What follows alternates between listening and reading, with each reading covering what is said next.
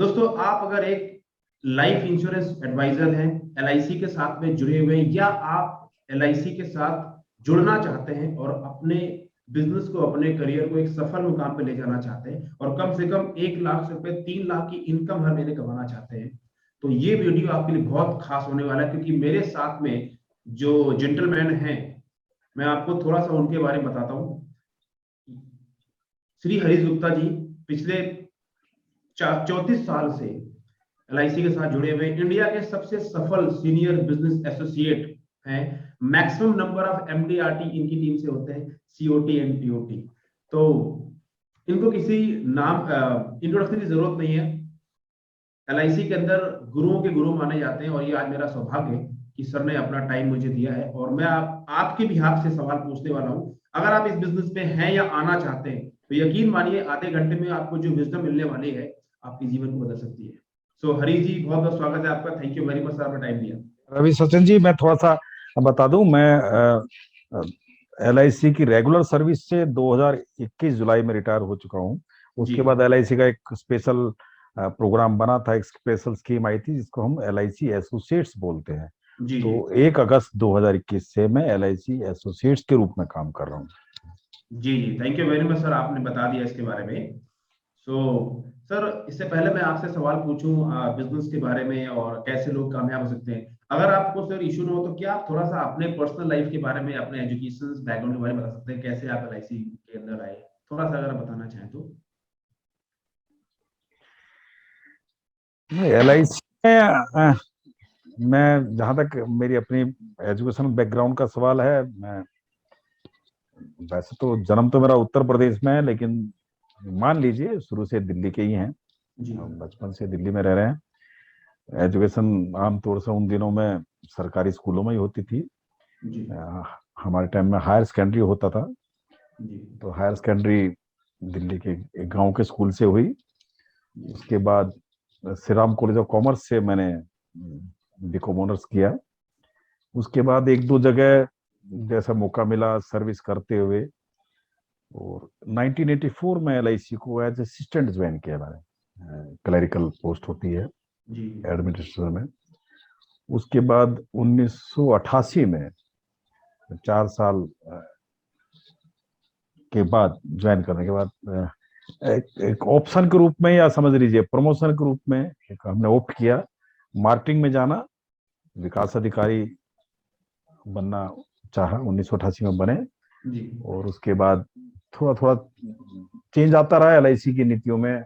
उसके बाद एक सीनियर बिजनेस एसोसिएट स्कीम आई, शायद वो 2012 के करीब आई थी। तो पहले बैच में हम सीनियर बिजनेस एसोसिएट बने, और 2021 जुलाई में, जैसे मैंने बताया, मैं रिटायर हुआ। उसके बाद एक एलआईसी की फिर एक स्कीम आई, कैसे टैलेंट को रिटेन करना है अपने पुराने लोगों को। तो उसमें एलआईसी एसोसिएट्स के नाम से एक स्कीम आई, उसको मैंने ज्वाइन किया। तो मैं एलआईसी एसोसिएट्स ही हूँ।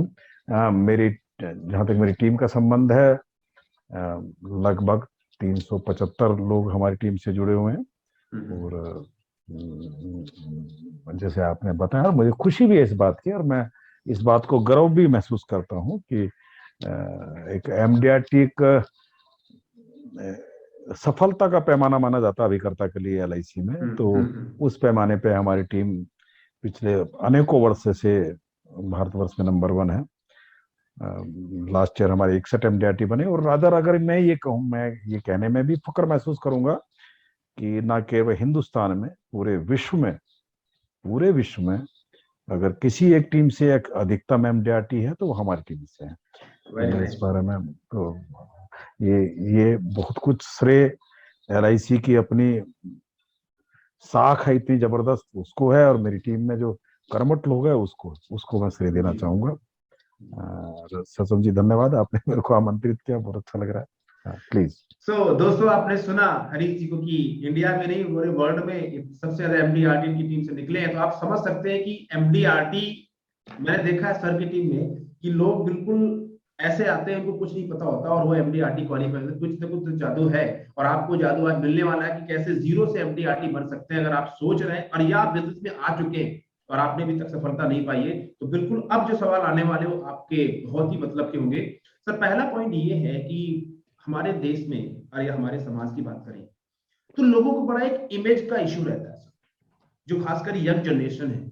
उनको ये लगता है कि अगर वो इंश्योरेंस बिजनेस में या खासकर एलआईसी बिजनेस में चले जाएंगे तो उनके जो दोस्तों में उनकी इमेज है, उनके जो रिश्तेदारों में, परिवार में उनकी जो एक इमेज है वो डाउन हो जाएगी, वो लोग उनसे कटना शुरू हो जाएंगे और उनका एक समाज में जो रिस्पेक्ट है वो कम हो जाएगा। इसमें सर कितनी सच्चाई है, कितनी हकीकत है, क्या इसमें थोड़ा फर्दर डालें, इसमें थोड़ा प्रकाश डालेंगे?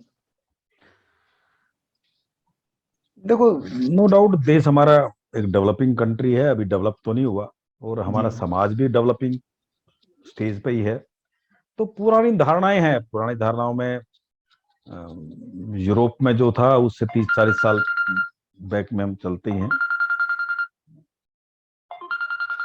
जी 30-40 साल पुराना चलते ही हैं। तो ये डायरेक्ट मार्केटिंग का कॉन्सेप्ट इंडिया में बहुत ज्यादा पुराना नहीं, ना कि एलआईसी में नहीं, एलआईसी में इवन डायरेक्ट आज से अगर 15 साल कोई पहले बोलता कि मैं तो ऑनलाइन सामान बेचता हूँ या तो मैं डायरेक्ट मार्केटिंग करता हूँ, किसी भी लाइन का कोई शायद लोगों की समझ से बात पड़ी थी, और जो आम आदमी समझेगा नहीं तो उसका रिकॉग्नाइज नहीं करता। तो उसी तरह एलआईसी में भी था। एलआईसी में अभिकर्ता करेक्ट। बनना कोई बहुत ज्यादा बड़ी बात या बड़ी, क्योंकि आसानी से बन जाता है। अगर किसी स्कूल में करेक्ट। एडमिशन बहुत आसानी से हो जाएगा, माँ बाप उसको अच्छा स्कूल नहीं मानते।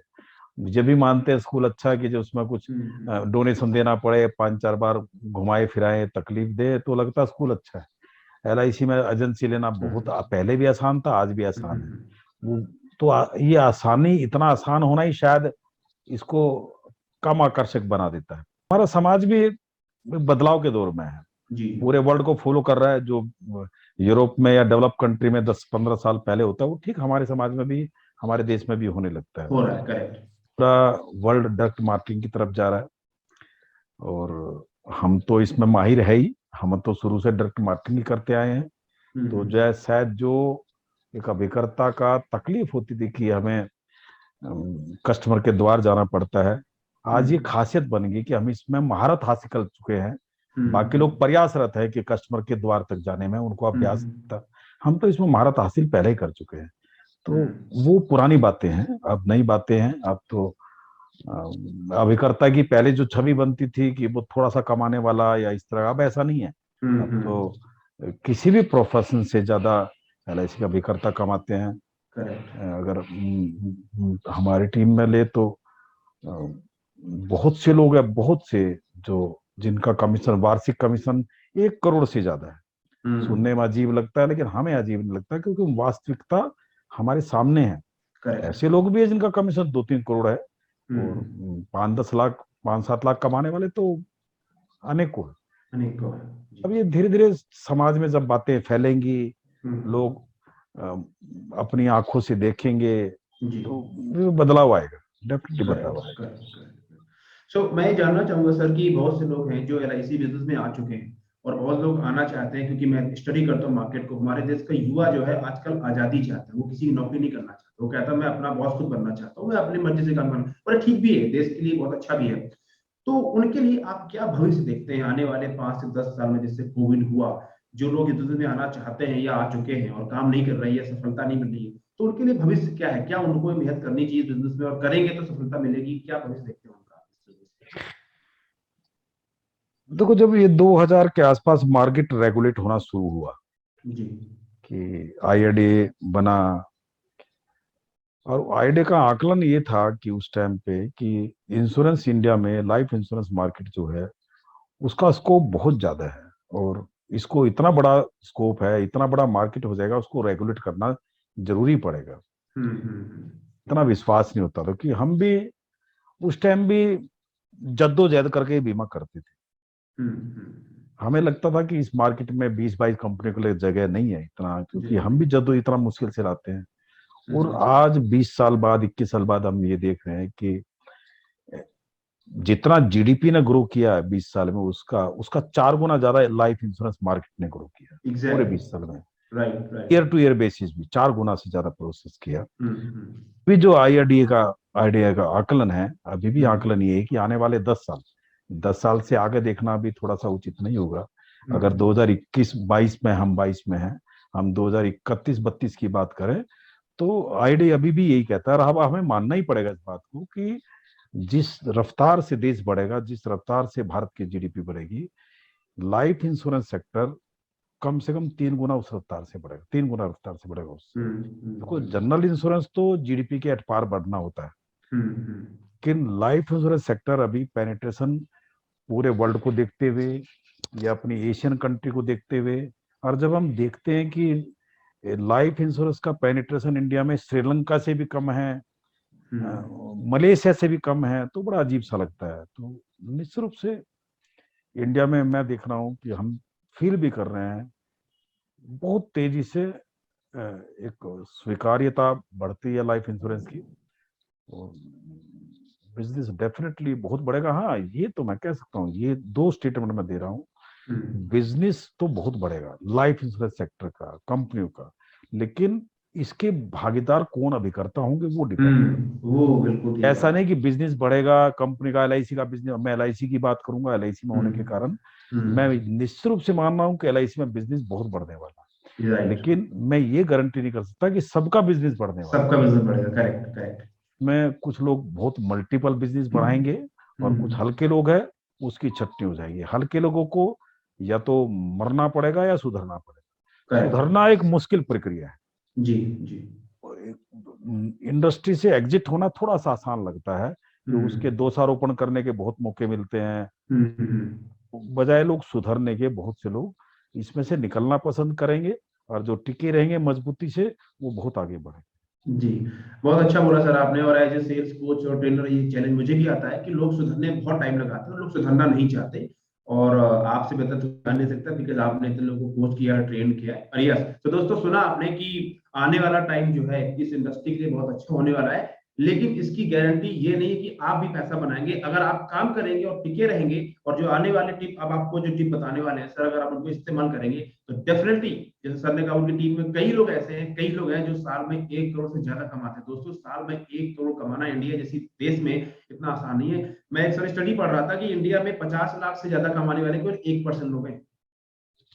क्या मैं सही कह रहा हूँ? सही? हाँ, मुझे डाटा तो नहीं, लेकिन सही होगा निश्चित रूप से। एक मुझे तो 1% पे भी डाउट है, जो 50 लाख से ज्यादा 1% आप बता रहे हो, मुझे उस पर भी डाउट है, क्योंकि इतनी बड़ी आबादी में, 1.5 करोड़ आबादी में 1%, 13-14 लाख बनते हैं, जो भी अगर वो होगा। इनकम टैक्स की ही साइड से मैंने हाँ, होगा, जरूर होगा, 1 करोड़ से ज्यादा होंगे जब। तो सर अगला प्रश्न ये है कि इंडिया की जो इंश्योरेंस की मार्केट है, पूरे वर्ल्ड की 10वीं लाइफ इंश्योरेंस मार्केट है। मैं भाई बहुत स्टडी करता हूँ, डेटा मैं अभी पढ़ रहा था आईआरडी के साइट में। जितनी इंश्योरेंस कंपनीज है, प्रीमियम वाइज ग्रोथ हो रहा है, सब कुछ ठीक हो रहा है, और लोगों की एक्सेप्टेंस बढ़ रही है, लोगों की परचेजिंग पावर बढ़ रही है, लोगों की इनकम बढ़ रही है, सब कुछ ठीक हो रहा है। उसके बावजूद सर लोग इस बिजनेस को इतना सीरियस नहीं लेते, और बिजनेस में आने के बावजूद ज्यादातर लोग इस बिजनेस में सफलता नहीं हो पाते। इसकी सर आपने क्या वजह जानी है कि लोगों का टैलेंट भी है, नॉलेज भी है, ना तो उसको लेते सीरियसली, और ना ही उस मुकाम पे पहुंच पाते जहां पहुंचना चाहिए? क्या वजह से इसकी आपको? ये एक मानसिकता होती है, ज्यादातर लोग इसमें विद प्लानिंग नहीं आते, जी एक्सीडेंटली आ जाते, किसी ने दबाव दिया, किसी ने इनवाइट किया तो आ जाते। देखिए, अगर हम डॉक्टर बनते हैं तो वो मेंटली तैयार होता है कि 5 साल खूब पढ़ना, उसके बाद ही मैं कुछ कमाने लायक बनूंगा, या जी, उसके बाद भी शायद मुझे और आगे एमडी वगैरह करना पड़ जाए। करना पड़ेगा, राइट। भी उम्मीद रखता है उससे, उम्मीद नहीं रखता 5 साल में कुछ कमा के देने वाला है वो परिवार को भी लगता है 5 साल इसने बहुत जबरदस्त मेहनत करनी है, उसके बाद कुछ वो किसी लायक बन सकता है। जी। हमारे यहाँ शायद इतना पेशेंस ना परिवार दिखा पाता, ना वो स्वयं का कैंडिडेट दिखा पाता। वो चाहता है कि आज मैं एजेंट बना हूं तो मुझे आज से इनकम शुरू हो जाए, और वो अगर इस इनकम शुरू होने में शायद 5-7 महीना या साल भर लग जाता है, इतना वो सब्र नहीं कर पाता, या समझ नहीं पाता, या उसको कोई समझा नहीं पाता कि इसमें थोड़ा समय देना पड़ेगा, थोड़ा जानकारी लेना पड़ेगा, थोड़ा अध्ययन करना पड़ेगा, मार्केटिंग का, ह्यूमन साइकोलॉजी का, बिजनेस का। तो जो टाइम पकने का टाइम होता है, उसका परिपक्व होने का टाइम होता है, उसी दौरान वो आमतौर से निकल पाता है। अगर संभालने वाला ठीक ना मिले तो उस दौरान वो उसी में निकल जाता है, और वो ये नहीं मानता कि कहीं मेरे समझने में या पढ़ने में कहीं कमी रहेगी। वो ये इंडस्ट्री को फेल मान के चलता है कि इस इंडस्ट्री में दम नहीं है, कहीं ना कहीं वो इस तरह की छवि वो समाज में भी फैला देता है कि ये दिक्कत है। तो इसमें मैं कहूंगा जो भी आना चाहे स्कोप, इंडिया में जैसे देश में जहाँ 130-135 करोड़ की आबादी हो, वहाँ हर जगह, ना कि लाइफ इंश्योरेंस इंडस्ट्री में, हर जगह बहुत स्कोप। इतनी बड़ी मार्केट है, वर्ल्ड की सेकंड बिगेस्ट मार्केट है, हर जगह स्कोप है, बशर्ते कि आप पूरी ताकत और सक्षम होकर इस एंट्री करें किसी भी लाइन में। तो ये भी लाइन हमारी उसी तरह की है। जब हम एजेंसी देते हैं तो मेरा ये ध्यान रहता है कि शुरू में जैसे हम अपने बच्चों से उम्मीद करते हैं, मैं विकास अधिकारी अगर कोई है सुनेगा तो मैं उसको भी एक सलाह दूंगा, हम बच्चे से उम्मीद करते हैं कि शुरू में थोड़ी उम्मीद करते हैं कि वो अगर मेट्रिकुलेट कर रहा है तो पढ़ा कमाना भी शुरू कर दे। हम ये सोचते हैं कि वो सिर्फ पढ़ाई पर ध्यान दे, जब कमाने का समय आएगा तो खूब कमाना, लेकिन अभी फिलहाल पढ़ाई पे ध्यान दे। तो मैं चाहूंगा जब कोई नया अभिकर्ता, नया यंग साथी इस लाइन से जुड़े, तो जो भी उसका शिक्षक है या उसका मार्गदर्शक है या उसका अधिकारी है, वो प्रयास करे, उसको पर्याप्त समय दे इस काम को समझने का, अपने आप को समझने का, इस काम की विशेष नेचर को समझने का, और उसको उत्साह के साथ साथ उसको पूरी आर्थिक व्यवस्था की नॉलेज भी दे, कितनी जरूरत है लाइफ इंश्योरेंस की, किस तरह मनस्थिति है लोगों को लाइफ इंश्योरेंस खरीदने की। तो ये सब पूरी जानकारी के साथ उतरेंगे तो बहुत बेहतर रहेगा, बहुत बेहतर रहेगा। और उसका हम पहले ही पता बताएं कि इसमें क्या क्या ऑब्जेक्शंस लोगों के आते हैं, किस तरह के लोग बात कर सकते हैं, तो उसको कुछ भी अजीब नहीं लगेगा। अगर बिना तैयारी उतार दिया तो शायद उसको हर ऑब्जेक्शन बस लगेगा जैसे उसको घायल करने वाला। करेक्ट। उसके लिए स्पेशली तो तकलीफ होगी और वो जल्दी हिम्मत हार बैठेगा। तो पहले उसको तैयारी करके साथ भेजिए। अब मैदान में हम क्रिकेट खेलने जाते हैं, पूरे पैड लगा के बैट्समैन जाएगा, हेलमेट लगा के जाएगा, ग्लव्स पहन के जाएगा। अगर वो सोचे कि पहले 2-4 चोट लग ले जब मैं ग्लव्स पहनूंगा तो ठीक नहीं ना। तो मार्केट करने से पहले उसकी पूरी तैयारी करें। हो सकता है इतनी कठिनाई उसको ना हो, इस तरह के उसके सामने पर्सन ना भी आए, लेकिन आए तो उसको मुकाबला कर पाए। करेक्ट। तो दोस्तों सुना आपने, सर ने कितने अच्छे से एक्सप्लेन किया कि अगर आप LIC बिजनेस को ज्वाइन कर चुके हैं, ज्वाइन करने वाले हैं, तो जितना महत्वपूर्ण रोल आपका है उतना ही महत्वपूर्ण रोल आपके शिक्षक का, मार्गदर्शक का या आपके डेवलपमेंट ऑफिसर्स का भी है। और दूसरा सर ने बोला कि लोग बहुत जल्दी अपने रिजल्ट को जज ना करें, जिसको बोलते हैं प्री जज योर रिजल्ट। आप अपने रिजल्ट को जज ना करें, और जब आपको रिजेक्शन मार्केट में आएंगे, मैं सवाल पूछूंगा सर से, मैंने देखा लोग रिजेक्शन को personally, do not take any rejection personally. लोग आपको नहीं, लोग आपको प्रपोजल को रिजेक्ट करते हैं, और इस बिजनेस में कई बार समय लगाना पड़ता है, लोग कई बार टाइम लेते हैं before they by any insurance plan from you. So make sure कि आप वो गलती ना करें जो सर ने बोला आपसे। सर नेक्स्ट प्रश्न ये है कि आज एक व्यक्ति है, उसको कोई जानकारी नहीं है, उसके अंदर बहुत ज्यादा स्मार्टनेस नहीं है, अंग्रेजी बोलनी नहीं आती, या बहुत एक एक्स्ट्रा ऑर्डनरी क्वालिटी जो होती है वो नहीं है, और वो बिजनेस में है भी या आना चाहता है और कामयाब होना चाहता है, कम से कम महीने में लाख रुपए कमाए, दिल्ली शहर में लाख रुपए की रिक्वायरमेंट है एक अच्छे जीवन को जीने के लिए, मिडिल क्लास जीवन जीने के लिए। तो अगर वो महीने में 1 लाख रुपए कमाना चाहता है या MD-RD बनना चाहता है, तो आपके हिसाब से उसको क्या करना चाहिए और क्या क्वालिटी होनी चाहिए, कैसे वो व्यक्ति इस बिजनेस में कामयाब हो सकता है LIC के अंदर? देखो, जहां तक है कि इंग्लिश नहीं आती या उसकी पर्सनालिटी बढ़िया नहीं है, ये बहुत ज्यादा मायने रखता नहीं जी। बहुत ज्यादा मायने। अगर आप जानकारी आपके में होगा कि यहाँ दिल्ली में अगर सबसे ज्यादा हॉस्पिटल में नर्स की डिमांड है तो केरल की नर्सों की डिमांड होती है। सबसे पसंदीदा नर्स केरल की होती है, जिनको हिंदी बिल्कुल बोलनी नहीं आती, हिंदी नहीं आती, राइट, वो इंग्लिश भी नहीं आती, वो अपनी भाषा ही जानते हैं। भाषा ही बोलते प्यार की कोई भाषा नहीं है, हैं। केयर करने की कोई भाषा नहीं कोई है, भाषा नहीं। स्नेह, हमारी हर इंद्रियां भाषा अपने आप में, स्नेह की कोई भाषा नहीं है। तो और छोटी मोटी टूटी फूटी इंग्लिश सबको आती है, हिंदी सबको आती है, सभी समझते हैं। ये अपने मन के, अपने खुद के मन के भ्रम हैं। मैं तो नहीं मानता मैं इंग्लिश में बहुत अच्छा हूँ, मैं तो अपने आप को इंग्लिश में बहुत कमजोर मानता हूँ, और मुझे इस बात पे ना लेकर कोई अफसोस है, ना ग्लानी है, ना तकलीफ है। अब मैं तो इसको तकलीफ नहीं मानता, मैं तो इसको बाधा नहीं मानता। ज्यादातर लोगों की अपनी अपने अपने स्वयं के मन की बाधाएं हैं राइट, ये, राइट, राइट। स्वयं के मन की बाधाएं हैं। ऐसा थोड़ी है कि रशिया वालों को तो ना पूरे आप ईस्टर्न यूरोप लगा लो, ना इंग्लिश आती ना हिंदी आती, ना इंग्लिश आती ना उनको, वो तो सिर्फ अपनी भाषा में ही बात करते हैं। अपनी भाषा में। चाइना वाले सिर्फ अपनी भाषा में ही बात करते हैं, उनको कुछ आता ही नहीं भाषा बोलना। क्या वो हम्म, कामयाब नहीं है क्या? तो इस विज्ञान के युग में, इस टेक्निक के युग में बहुत कुछ टेक्निक काम कर रही है हमारी, जी, उसमें व्यक्तिगत पर्सनालिटी का रोल इतना अहम नहीं है जितना आज से 20 25 30 साल पहले रहा होता होगा। अब तो जी, अपने आप में टेक्निक बहुत है जो हमारी सहायता के लिए जी। आगे है, जिसने आज टेक्निक ने हमें महामानव बना दिया है। हम्म, बहुत बहुत पावरफुल बना दिया है हमें टेक्निक ने। राइट। छोटी छोटी टेक्निक जो सर्वत्र फ्री में उपलब्ध है। कहने को तो व्हाट्सएप है या कुछ भी आप टेक्निकोलॉजी है, मोबाइल, इन्होंने बहुत कुछ सीन बदल दिया हमारा, जी, बहुत जी। सीन बदल दिया। तो ये बाधा है, ये अपने मन की बाधा है। अगर अपने आप मन पे हमने काबू कर लिया, कोई हम्म, हमें देख नहीं रहा, हमें लगता है दुनिया देख रही है, हमें दुनिया सुन रही, दुनिया हमारे बारे में सोच रही, कोई नहीं सोच रहा। हमारे अलावा हमारे बारे में बहुत कम लोग सोच रहे हैं। राइट। अगर हम अपने बारे में सकारात्मक सोच लेंगे, अपने आप को अहमियत देने लगेंगे, दूसरे तो बाध्य होंगे अहमियत देने के लिए। करेक्ट। अगर हम ही नहीं देंगे अपने, तो शायद दूसरे भी कहीं ना कहीं हमें लगेगा कमी निकाल रहे हैं। वो निकाले ना निकाले, लेकिन हमें लगेगा कि वो कहीं ना कहीं हमसे हमें कम आंक रहे हैं, ऐसा लगेगा। जी, जी।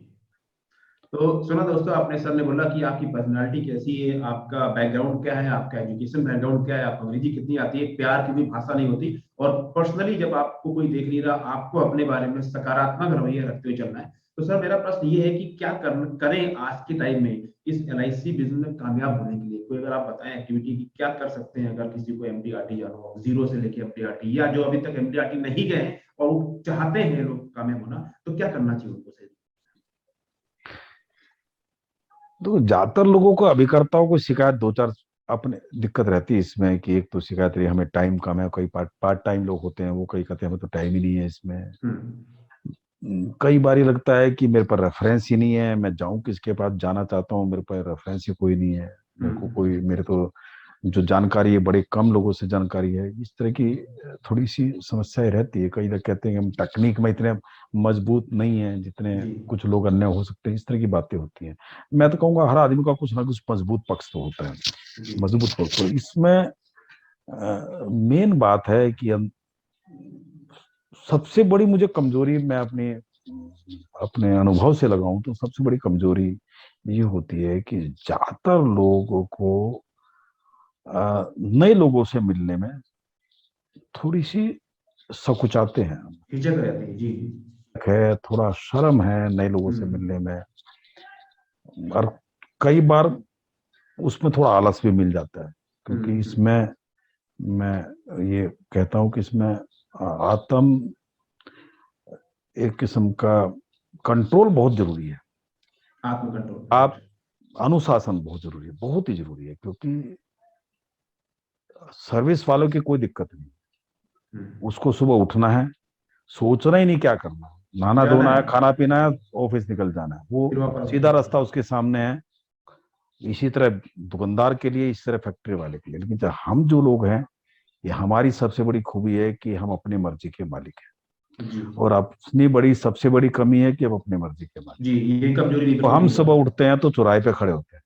हमें, हम्म, हम जा भी सकते हैं कहीं, नहीं भी जा सकते हैं, दोबारा सो भी सकते हैं, हम्म, दोबारा टीवी में देख सकते हैं, हम कुछ भी कर सकते हैं, कुछ कोई भी कर कहने सकते हैं। टोकने वाला नहीं है। नहीं है। जहां इतने ऑप्शंस उपलब्ध हो, वो काम थोड़ा खतरनाक हो जाता है। खतरनाक होता रहता है। उसमें आत्म एक किस्म का डिसीजन बड़ा इंपॉर्टेंट है कि हम अपने बारे में क्या डिसीजन लेते क्या हैं। डिसीजन? जी, तो ये, हम अपनी मर्जी के मालिक हैं, इसकी इसकी खूबी बनाना है कि हम ज्यादा घंटे काम करें। लोगों, दुकानदारों को क्या तकलीफ है? जी, जी, कोरोना के टाइम में दुकानदारों को तकलीफ क्या है कि ओड इवन लग गया। जी, सर देखो बिजनेस कितना नुकसान है, एक दिन खुलता है, एक दिन बंद करना पड़ता है, एक दिन खुलता है, तो इससे तो बिजनेस मारा गया, हम तो बहुत हम्म, तकलीफ में है, लॉस में चले गए हैं।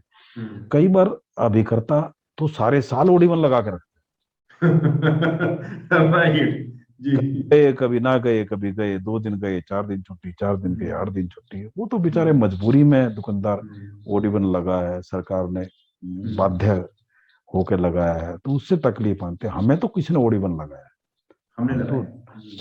सिर्फ अपने लगाया, तो अपने पर ओडी बनना लगा, तो जी लगातार निरंतर कार्य करें करेक्ट। और लोगों से मिलते रहें, जुलते रहें और नई नई बातें सीखते रहें, ह्यूमन साइकोलॉजी सीखते रहें। भी देखिए हर ये बात मान के चलना पड़ेगा, हिंदुस्तान में इस टाइम पे लगभग 3 crore policy, 1-2 crore policy LIC बेचती है और 1 करोड़ पॉलिसी प्राइवेट कंपनी बेचती है। बहुत बड़ी बात है total sir. 3 crore policy LIC में बिकती है। एक अगर साल में लोग खरीदते हैं तो बिकती है ना। तो बिकती है जी जी। तो अगर आप ये किसी अभिकर्ता को ये कहता है कि मेरी पॉलिसी नहीं बिकती, तो वो ये ना कहे कि लोग खरीदते नहीं, खरीदते नहीं है। तो विश्लेषण करे कि मेरे से क्यों नहीं खरीदते। इसका सवाल तो ये पूछिए मान के आप चल समझिए। लेते हैं कि वो लोग पॉलिसी खरीदते नहीं, ये हम्म स्टेटमेंट गलत है। लोग तो 3 करोड़ पॉलिसी हर साल खरीदते हैं हिंदुस्तान में, लेकिन वो आपसे क्यों नहीं खरीदते। दूध तो बिक रहा है लेकिन आपसे नहीं बिक रहा। आप ये थोड़ी कह एग्जैक्टली। सकते दूध नहीं बिकना बंद हो गया।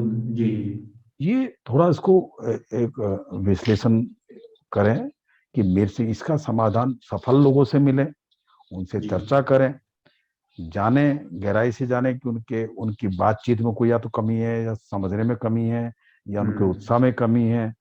तो कुछ ना कहीं कुछ कमी होगी शायद, इसके कारण ऐसा नहीं होगा 3 करोड़ पॉलिसी बिके और उनकी ना बिके, या और कोई। हमारे यहाँ ऐसे भी लोग हैं, देखिए जहां तक है जो एमडीआरटी एक मापदंड है, एक उत्तम क्वालिटी अभिकर्ता का है, अगर मापदंड ही माने तो। जी। अभी जो एमडीआरटी की संख्या पिछले 4 साल से लगभग 25% वृद्धि दर से बढ़ रही है। 25% राइट। आपके लास्ट ईयर 14,000 एमडीआरटी थी, आपके लगभग 20,000 एमडीआरटी, 19,800 के करीब एमडीआरटी है।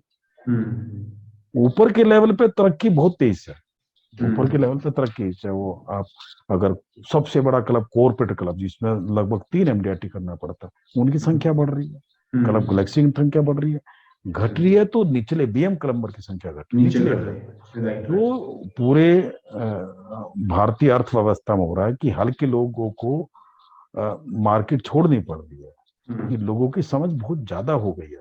आम आदमी अच्छे बुरे की समझ बहुत जल्दी करने लगता है। करने लगता है राइट। आज आज उसको सिर्फ मिठाई नहीं खानी, मिठाई का मतलब मिठाई, अब मिठाई का मतलब मिठाई बनाई किसने, ये इसमें क्या क्या यूज हुआ है, किस प्रतिष्ठित हलवाई ने बनाई है, ये सब चीजें मैटर करने लगती है। मिठाई तो खाना चाहता है वो, लेकिन अरे गहरे ये सड़च्छा मिठाई नहीं खाना चाहता वो उत्तम क्वालिटी की मिठाई, तो उसके लिए पैसे भी देने को तैयार है। जी। ये हमें बनाना है कि हमें अपना स्टैंडर्ड बढ़ाना है, अपनी क्वालिटी बढ़ानी, लोग लेने को तैयार है, करेक्ट। लेकिन अपना स्टैंडर्ड बढ़ाना।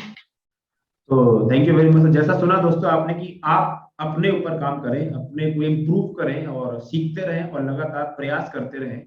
तो जैसे सर ने कहा कि मार्केट में चेंज आ चुकी है, 19,800 एमडीआरटी हो गया, पिछले साल 14,000 थे जहां पे लॉकडाउन भी रहा और बहुत सारी इंडस्ट्रियां माइनस में गई। आप सोचिए इंश्योरेंस इंडस्ट्री बूम कर रही है, एलआईसी ने ग्रो किया है। तो आप भी अगर इस एलआईसी बिजनेस में है या ज्वाइन करना चाहते हैं तो आपका फ्यूचर बिल्कुल ब्राइट रहेगा। जैसे सर ने बोला कि अभिकर्ता जो है वो खुद लगाते हैं ऑड और इवन, तो अभिकर्ता बने, कभी कभी कर्ता ना बने, यानी रोज काम करने की आदत डालें। और अगर आप इस बिजनेस में, इनका भी कोई सीमा नहीं, जैसे सर ने बोला उनकी टीम में, मैं पर्सनली जानता हूँ इनकी टीम में टीओटी एजेंट्स हैं और जब मैं उनके साथ काम भी करता हूँ और इनकम करोड़ों में है, बिल्कुल सही है। आप भी कमा सकते हैं अगर आप लगे रहेंगे। सर अगला प्रश्न ये है कि आप, बहुत से लोग एमडीआरटी करके सो जाते हैं, उनका एमडीआरटी का बिजनेस बन जाता है, काम कर लेते हैं 5 4 5 साल और एमडीआरटी लेवल आ जाता है, तो इनकम अच्छी हो जाती है, 10 लाख रुपए 12 लाख साल में कमा लेते हैं।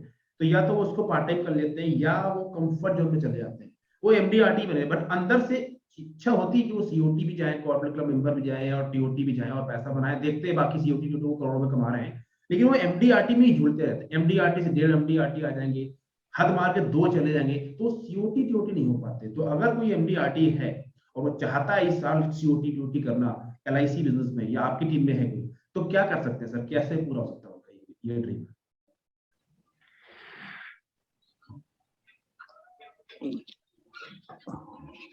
देखो हाँ, एक कहावत है कि ब्राह्मण का लोभी होना और राजा का संतोषी होना बड़ा खतरनाक। अगर राजा संतोषी हो गया कि जो है ठीक है, तो हो सकता है पड़ोसी राजा संतोषी ना, वो आपके आपके कब्जा कर ले आपके राज्य को। तो राजा को तो अपनी शक्ति बढ़ाती रहनी चाहिए, करेक्ट। तो वो दूसरा कब्जा कर लेगा। हम्म। तो एक बिजनेसमैन का भी संतोषी होना उचित नहीं है। उचित नहीं है। जी। हम अपने बच्चों से तो उम्मीद करते हैं कि वो 90% मार्क्स लाए, हम्म। ना इससे कम तो जिंदगी चलेगी नहीं, अच्छा नहीं चलेगा। और अपने आप से हम कहें कि हम जो मिल रहा है ठीक है, हम संतोष करते हैं, तो हम्म। ठीक है। तो मैं ये नहीं कहना कि लोभी बनना, लेकिन संतोषी होना, कई बार भगवान ने जितनी सामर्थ्य दी है, शक्ति दी है, पूरा उपयोग करना है, हम्म। पूरा उपयोग करना है, पूरा खिलना है, जितना सामर्थ्य दी है। हर प्रकृति ने यही सिखाया है, जितना फूला पूरा खिलेगा, कोई उपयोग उसको देखे ना देखे, वो जंगल में खिले तो पूरा खिलेगा। खिलेगा पूरा। जी। पूरा प्रकृति, भगवान ने जितनी भी हमें ताकत दी है, जितनी सामर्थ्य दी, बुद्धि दी है, उसका पूरा उपयोग करना है और करेक्ट। उसका अधिकतम उपयोग करना है। हाँ, अगर हम एमडीआरटी करते हैं उसको, ये देखो, सब आदमी फौजी नहीं बन सकते देश की सेवा में, कोई डॉक्टर नहीं, सब हम्म। डॉक्टर नहीं बन सकते। हम्म। जो जिस काम में अगर उसी में अपना उत्तम करे तो सबसे बड़ी देश सेवा। अगर हम एलआईसी में अपना बेहतरीन काम करें, डबल टे करें, ट्रिपल करें, 4 गुना काम करें, कहीं ना कहीं पूरे समाज को, पूरी अर्थव्यवस्था को फायदा है, वो बहुत बड़ी समाज सेवा है। और आत्म संतोष, इससे बड़ा कोई धन नहीं, बड़ा संतोष हम्म। मिलता है उसको, बहुत है। और अगर जो एमडीआरटी करता है, डबल भी कर सकता है, डबल कर सकता है, ट्रिपल भी कर सकता है। तो इसमें कई बार हम इसको जो संतोष कहेंगे, काम चल रहा है, कहीं ना कहीं वो, शायद मैं फिर वही शब्द लूंगा, कहीं ना कहीं आलस का रूप आ जाता है कि जो काम चल रहा है, अगर इतना ही काम करेंगे जिससे गुजारा चल जाए तो कहीं फंस जाएंगे। मतलब उतना करेक्ट। काम करना नहीं जितना गुजारा चल जाए, फिर जानवर में और आदमी में क्या फर्क रहेगा, फिर तो वो भी अपना गुजारा चला रहा है, खा पी रहा है। वही है, कुछ ना कुछ जो पूरी सामर्थ्य के अनुसार काम करना है, कुछ ऐसा काम करना है जिसकी कहानियां रिटायरमेंट के बाद हम अपने अपने आप को और दूसरों को सुना पाए, हमने ये किया है। करेक्ट। कुछ मन को खुश करने के लिए करना है, कुछ आत्मा भी खुश करने के लिए करना है, और परिवार पालने के लिए तो अच्छा करना ही है। तो मैं तो चाहूंगा कि भाई बेहतरीन काम करें। अगर एक एमडीआरटी कर ली किसी ने, तो उसको ये तो पता लग गया वो कर सकता है, करेक्ट। उसमें दम है। अब एक एमडीआरटी कर सकता है तो आगे एक बार तो 10 भी कर सकता है। कोई जल्दी कोई कर। ऐसा प्लेयर कहे कि मैंने एक सेंचुरी मार ली, अब तो मेरा काम चल गया, आगे मैंने मारू ना मारू, तो शायद नहीं चलेगा। वो तो भूख बढ़नी चाहिए, अगर वो एक सेंचुरी मार ले तो उसको भूख बढ़नी चाहिए। करेक्ट। तो लोग तो सेंचुरी की सेंचुरी की बात करते हैं कि करेक्ट। 100 सेंचुरी मारे, तो ऐसा थोड़ी कि उनको बहुत ज्यादा थकावट है। आज सचिन को कोई थकावट थोड़ी महसूस हो रही।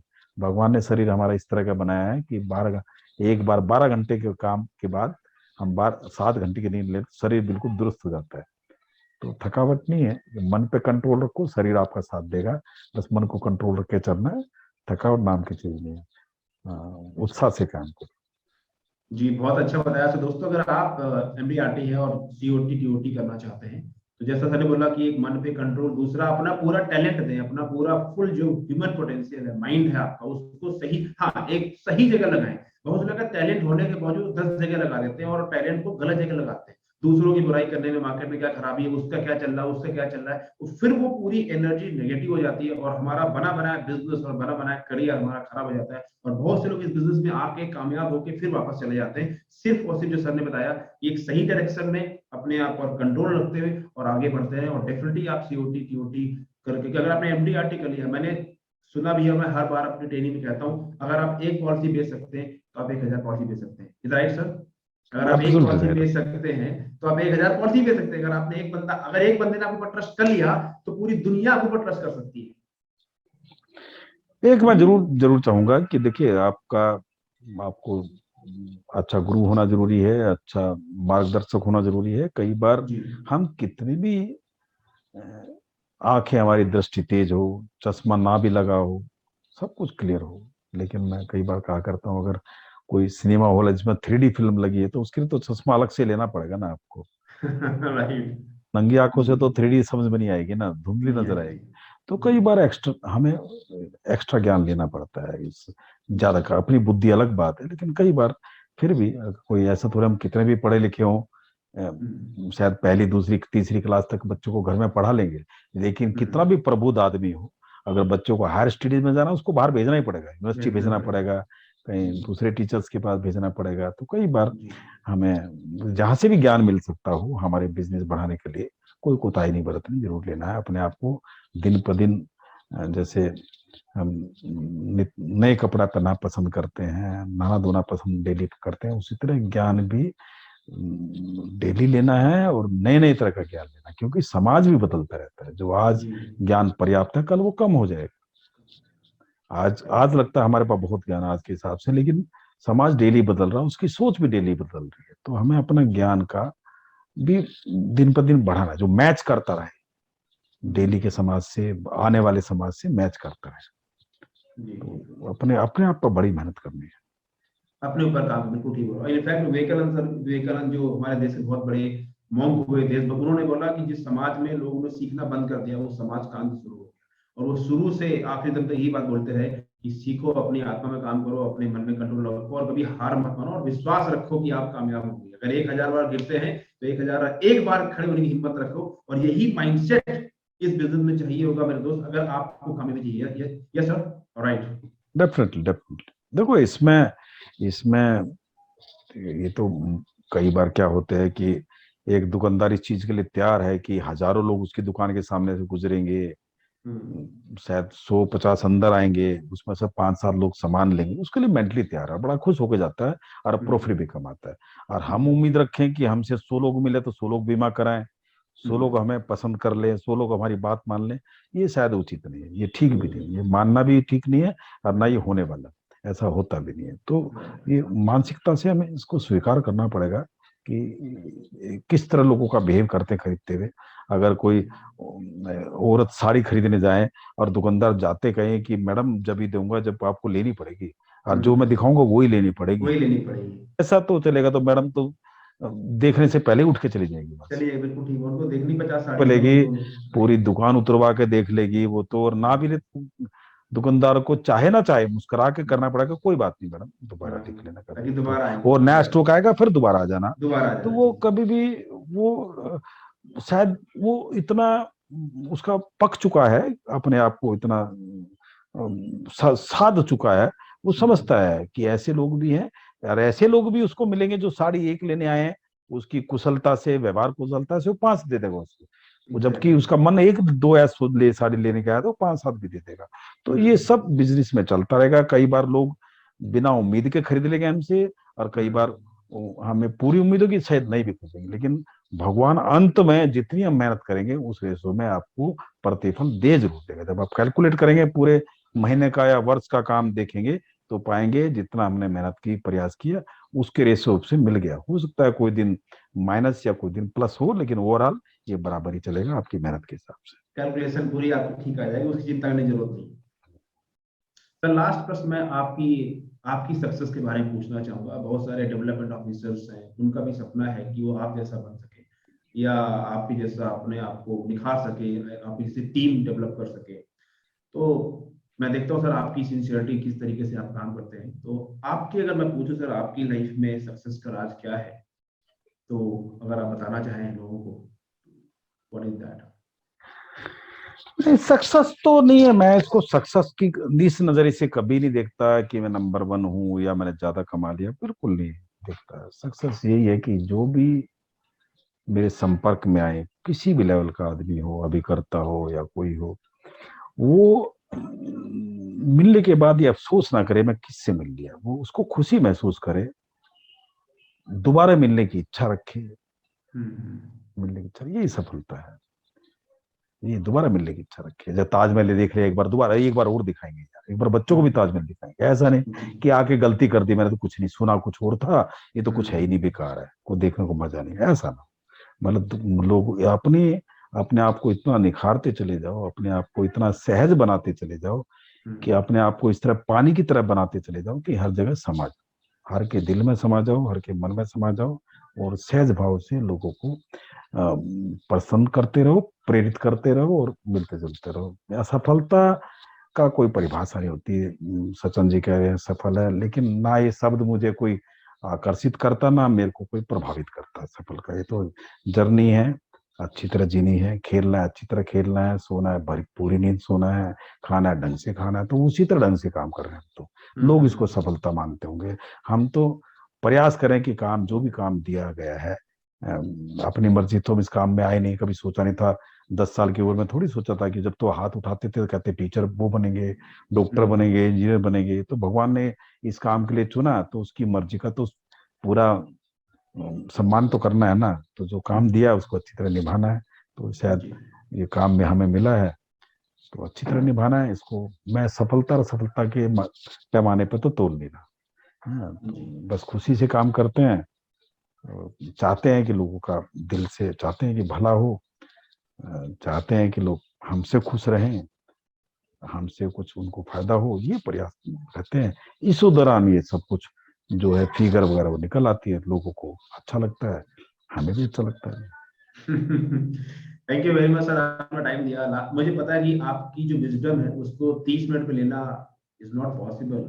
सो लास्टली मैं अगर आपसे एक गुरु मंत्र मांगू इस एलआईसी बिजनेस में कामयाब होने के लिए, आपका 37 साल का एक्सपीरियंस, आपने इतने एमडीआरटी क्रिएट किए, इतने लोगों को आपने एक सही डायरेक्शन दी और इस बिजनेस में कामयाब हुए, तो ऐसा क्या कहना चाहेंगे आप इस बिजनेस में कामयाब होने के लिए? लास्ट में वन वर्ड और anything special you want to say, इसमें फोकस कर लो, ये करो और आप कामयाब जरूर होंगे। हाँ, एक लाइन में बोलना तो वैसा है, लेकिन फिर भी आपने एक लाइन को मैं ये चाहूंगा, अगर अभी करता हो तो अपने कस्टमर को जी जान से प्यार करो। अगर जी। आप लीडर हो, विकास अधिकारी हो या किसी एजेंसी मैनेजर के रूप में हो तो अपने लोगों से बहुत प्यार करो। इसी में बहुत कुछ छुपा है, क्योंकि आजकल स्केर्सिटी प्यार की बहुत है। लोग लोग प्यार करना एक दूसरे को चाहना ही भूल गए हैं। Correct, correct. तो ये जिसकी चीज की कमी हो उसकी कीमत ज्यादा होती है। अगर हम्म। ये हम कर लेंगे तो उसकी कीमत बहुत ज्यादा लगाएंगे लोग। और अच्छा, जो आपकी मन की इच्छाएं हैं आर्थिक रूप से भी, वो सभी पूरी इसी रास्ते से हो जाएगी। अब मैं रवि सत्संग जी का धन्यवाद देता हूँ कि उन्होंने मेरे को यहाँ आमंत्रित किया, बहुत अच्छा लगा सुन के। और शुभकामनाएं, सबको बहुत शुभकामनाएं। Thank you very much sir, आपने अपना टाइम दिया और मैं आगे भी आपसे प्रयास करता रहूंगा आपसे सवाल पूछने के लिए। कई सारे डेवलपमेंट ऑफिसर चाहते हैं कि आपका विजडम लिया जाए, तो मैं आगे आपसे समय लूंगा अगर आप अभी इजाजत देंगे।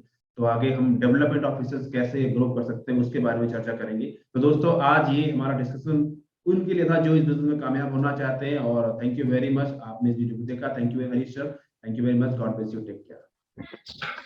सो आप अगर दिल्ली में रहते हैं, एनसीआर में रहते हैं और आप एलआईसी में अपना करियर बनाना चाहते हैं और आप एलआईसी बिजनेस में आके हर महीने 1 लाख रुपए कम से कम कमाना चाहते हैं, तो श्री हरीश गुप्ता जी, जिनको आपने सुना भी, ये पूरे पैन ओवर इंडिया पे नंबर 1 रहे हैं और इनकी टीम में 350 से ज्यादा लोग हैं और पिछले साल इन्होंने तकरीबन 63 एमडीआरटी क्वालिफाई किए हैं, वर्ल्ड रिकॉर्ड है।